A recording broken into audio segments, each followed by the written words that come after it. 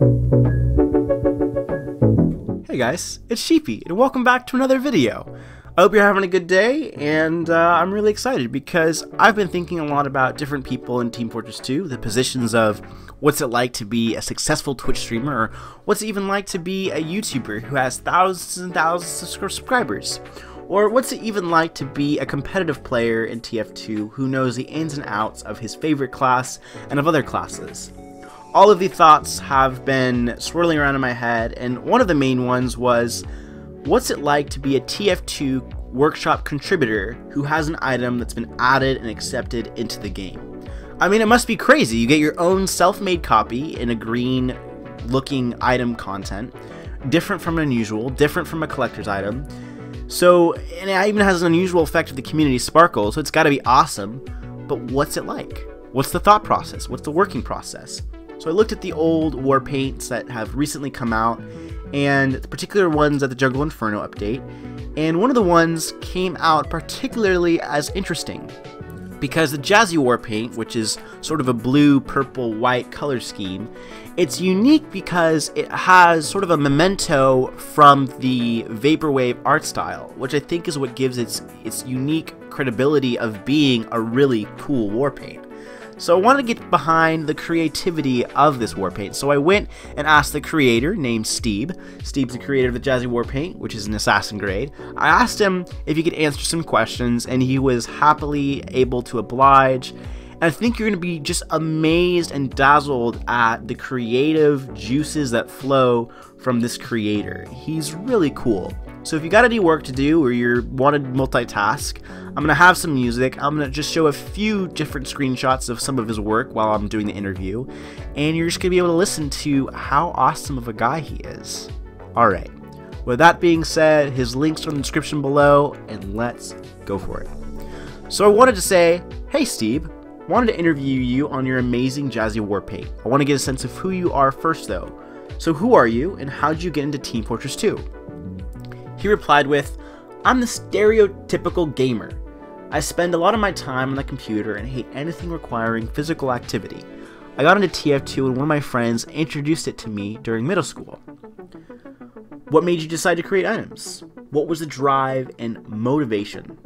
He said, I've always been motivated to create things, mainly with art. I draw and do graphic design and sometimes video editing too.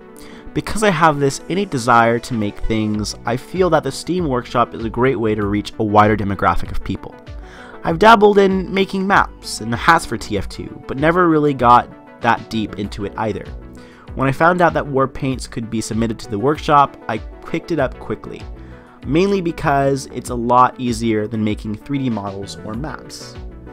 So I went through his workshop, and I'll be posting some pictures right now. And so I wanted to ask him, what are some of your favorite works, and which do you think are the best and the worst? I mean, every creator has their best video and worst video, or their best thing and worst thing, so what's his? He said, because I always try to improve as a creator, I usually think my favorite work is my last due to me having a better technical understanding of the process during the creation. That being said, a few standout items that I particularly like are my Tidal War Paint and my Intergalactic War Paint. In my opinion, my worst war paint is the Grid Grinder, just because it's so low effort. And I get ya. There are a lot of things that some people do that are just low effort, and you're just like, oh, that is so bad, can I just delete it from my life? But honestly, we all learn from our great works and from our bad works, and I've learned a lot personally from my worst works, and you just learn, you keep going, and you refine your talent. So it's cool to hear from that. So then I asked him, what's your thought process when creating these war paints? How did you come to create the Jazzy War Paint? And what he says kind of shocked me. He said, I struggle with coming up with ideas for war paints. That usually means I have to be motivated with an idea before I even consider making a new war paint. I get my ideas spontaneously and randomly, but I often browse through the workshop or go on Pinterest or Beyonce for inspiration. When I'm usually making the war paint, I like to think of the design in terms of general colors. When you're looking at the skin in the game, you typically aren't going to notice all the fine details, but rather the general colors. I take that into consideration, picking a color schemes that I personally like. I also like to take advantage of the alpha maps, meaning the specularity of the material. I always make it brighter in some areas to make it more shiny, so they stand out when under a light. And I like to make the duller areas less glossy to have them blend in more. This is just phenomenal advice for anyone making war paints or even skins, period. So I asked him, how'd you come to create the Jazzy War Paint? And he said, Jazzy was the first skin I ever made. The first skin he ever made was accepted into TF2. Oh my gosh. But he continues, I'm going to stop talking here. He said, so when I was creating it, I was more concerned about learning the ins and outs of making textures. Because of this, I didn't want to worry about coming up with an intricate design, so I just copied the design on these retro solo cups. I honestly was very surprised when it got accepted into the game, considering it was my practice skin. I first heard about it from a friend who found out from an update video. At first I thought he was joking, but I checked my Steam account and was absolutely baffled. Never in 1,000 years did I expect one of my items to actually be accepted into the game. That is cool. That is really cool. So with him not even knowing it was in the game, I thought, alright, how do you rate the communication between Valve and the creators on the workshop? How do you think the general feeling of the community about Valve's lack of communication, and do you think it's accurate? And he said, I definitely feel there's a lack of communication between Valve and the community. As I stated earlier, I didn't actually know my item had been accepted into the game until one of my friends told me, and since then I haven't actually spoken to anyone at Valve. Not that I need to speak with anyone, but I expected someone to contact me about my skin before it was added into the game. So I said, would you improve anything on the workshop or change any of the rules? And he said, one minor nitpicky thing is that the Team Fortress 2 workshop default maps, which makes it somewhat difficult to browse through cosmetics and war paints. In addition to that, I wish there was some way to actually download cosmetics and war paints rather than having to rehost them on some third-party website. Which I think is a good thing to do. Valve, if you're listening, you should totally do that. But I continued asking him, what continues to inspire you to create your submissions?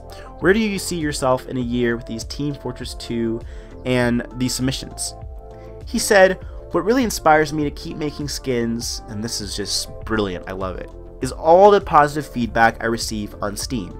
If just one person leaves a comment saying that they like what I've made, I feel like I've spent all that time, and all the time I've invested into that war paint is worth it. I don't actually know if I'm able to make skins next year, but by then I'll be in college and I'm not sure what resources I would have or access to at that point, although I do hope I can continue to work on stuff. So he continues by saying, or actually I continue by saying, what are your thoughts on Team Fortress 2's art style? How do you think it's largely evolving or dying, as some artists say? And he said, I really like the TF2 art style, although I do feel as though it's derived a bit from what it originally was. I feel that a few of the promotional items, namely the Batman cosmetics, do break the immersion a tad. Regardless of that, the stylistic aesthetic of the game really adds to its lifespan in my opinion, considering it doesn't really look outdated for a game that came out 10 years ago. I don't think a few bad hats here and there are going to kill the art style of TF2. A lot of the hats they recently added look good, if not better than the hats released in 2009. So I guess I would consider that evolving rather than dying, which is a great perspective and something that I would never think about. But this is the words of an amazing artist. So I asked him, what do you have to say to the people listening, hearing your story? Any words of encouragement or advice you'd like to give to new creators? And guys, you gotta listen to this. This is really the truth. He said, the best thing anyone can do to help creators is to leave feedback. And I don't just mean compliments. Constructive criticism really helps creators improve their work. Leaving non-constructive comments really doesn't help anyone, and if anything, demotivates creators. No one's first creation meets their first expectations. But don't let that discourage you. All the great artists in the world have to start somewhere. Wow, you know, I'm just amazed. This guy has such an amazing perspective on what it really means to be a creator. He has such great advice for people out there who are looking to give their favorite YouTubers some advice for criticism. And I think it just shows. I mean, Valve chose his first practice skin, something that he didn't expect. Anyways guys, I hope you found this very interesting because it's super insightful for me as a creator, because it's a good reminder to stay consistent, to try new things.